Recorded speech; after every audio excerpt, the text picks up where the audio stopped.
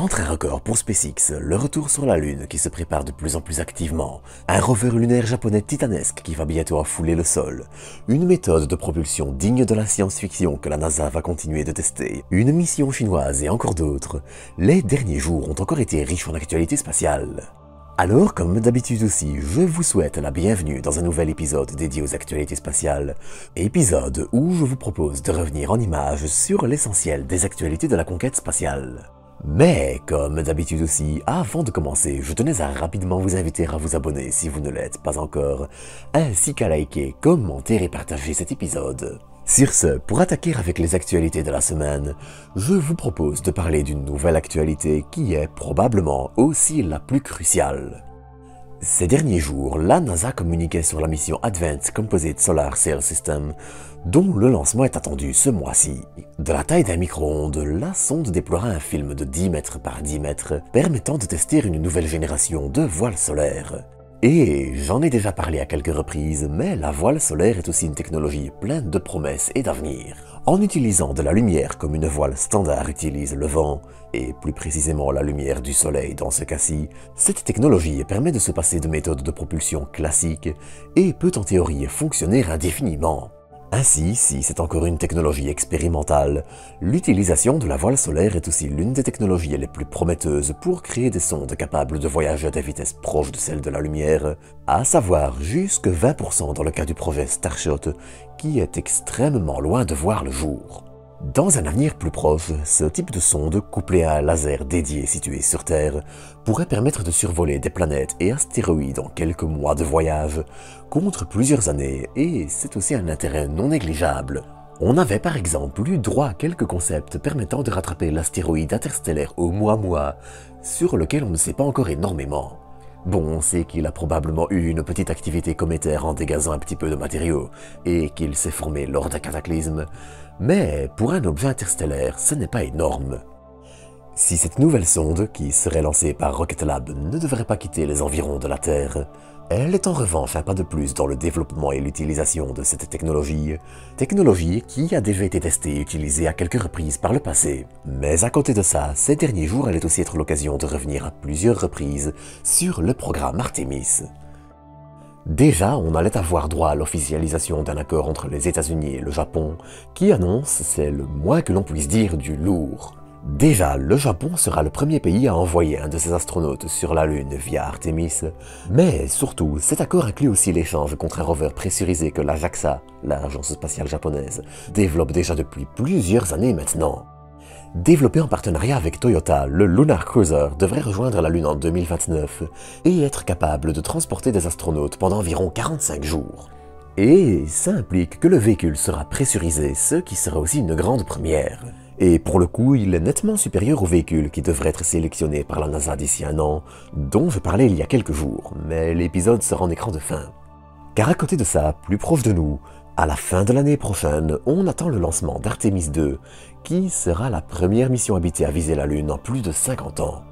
Bien que ce ne soit pas encore le retour à la surface de notre satellite et que l'objectif ne soit entre guillemets que de le frôler, cette mission sera un grand événement qui, vous vous en doutez, se prépare aussi longtemps à l'avance.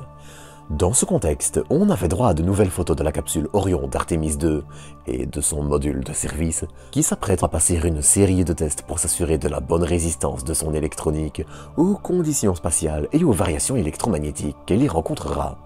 On notera aussi, toujours dans le thème d'Artemis, qu'un élément de test de la future version 1B du SLS est désormais partie effectuer des tests de résistance structurelle. Pour rappel, la version 1B du SLS, qui ne devrait pas voler avant Artemis 4 en 2028, devrait notamment apporter une amélioration notable. Un tout nouveau second étage dédié au transport de charge vers la Lune ou Mars. Mais ces derniers jours, on allait aussi avoir droit à de nouvelles images du module Halo, qui sera le premier module habitable de la future station spatiale en orbite lunaire d'Artemis, baptisée la Lunar Gateway. Avec un lancement prévu en 2028 via un lanceur Falcon Heavy, il sera lancé en duo avec le petit module PPE pour Power and Propulsion Element, qui, s'il ne contiendra aucun espace habitable, fournira des éléments essentiels comme la propulsion et l'approvisionnement en énergie. Enfin, pour terminer avec Artemis, on notera aussi que de nouveaux essais de procédure de chargement carburant du SLS ont également été menés récemment, alors que la capsule Orion d'Artemis 2 et son module de service, après les essais dont je parlais il y a quelques instants, ont débuté leurs essais dans une chambre à vide début avril. Enfin, on notera aussi qu'il y a quelques jours, le satellite de relais de communication lunaire chinois Kequayo 2 arrivait avec succès sur son orbite lunaire définitive. Ces deux petits compagnons, Tiandu 1 et 2, ont eux aussi rejoint avec succès leur orbite lunaire visée et serviront pour des expérimentations sur le vol de satellites en formation en orbite, en étant tous deux séparés d'environ 200 km.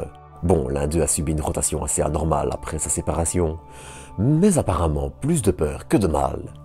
De son côté, Kequayo 2 permettra ainsi de garantir les communications avec la mission de retour d'échantillon Tianghe 6, qui devrait se dérouler lors du mois de mai et décoller entre les 3 et 6 mai. Dans un autre style, ce 9 avril, la sonde américaine Juno allait une nouvelle fois survoler la petite lune volcanique Io.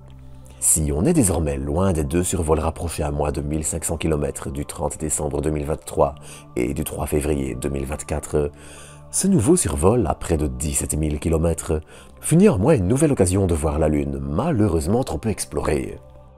Mais cette semaine allait aussi voir deux lancements assez intéressants avoir lieu. Déjà, du côté russe, on notera le lancement le 11 avril du lanceur nouvelle génération Angara A5, dont c'était le premier lancement depuis le cosmodrome de Vostokny. Ce lanceur, qui devrait entre autres lancer la nouvelle capsule habitée russe en 2028, inaugure ainsi un nouveau pas de tir dédié, dans un contexte où l'exploitation du site de Baïkonour, qui appartient au Kazakhstan, semble de plus en plus incertaine. Mais, du côté américain, c'était SpaceX qui allait battre un nouveau record. En effet, ce 13 avril, SpaceX lançait une nouvelle grappe de satellites Starlink depuis Cap Canaveral. Ce lancement, assez banal en apparence, signait aussi une nouvelle étape assez importante pour l'entreprise.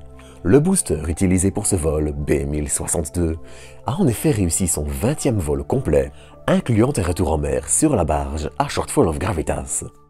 Après avoir été inauguré en novembre 2020 pour un lancement de satellite GPS, il a déjà, notamment, lancé la mission habitée Inspiration 4 en septembre 2021 lors de son 3e vol et Axiom 1 en avril 2022 lors de son 5e.